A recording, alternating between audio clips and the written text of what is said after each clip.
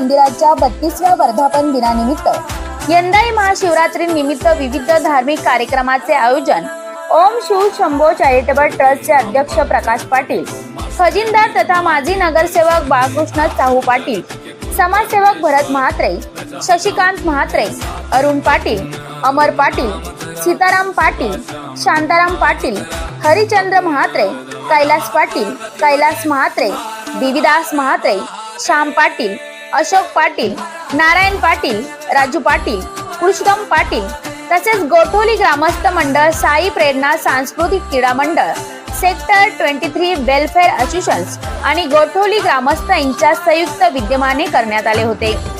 या महाशिवरात्री निमित्त मंदिरात सांस्कृतिक भजन कीर्तन देखील आयोजित केले गेले होते।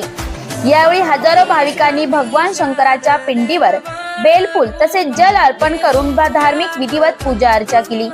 यावेळी भाविकांना मंदिर संस्थांच्या वतीने दर्शनासाठी येणाऱ्या भाविकांना महाप्रसादाचे वाटप करण्यात आले।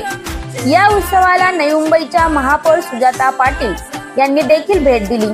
यावेळी त्यांचे मंदिर संस्थांच्या वतीने शाल व पुष्पगुच्छ देऊन स्वागत करण्यात आले। तसेच यावेळी माजी खासदार संजीव नाईक यांनी देखील दर्शनाचा लाभ घेतला। त्याचप्रमाणे हजारो भाविकांनी देखील दर्शनाचा लाभ घेतला।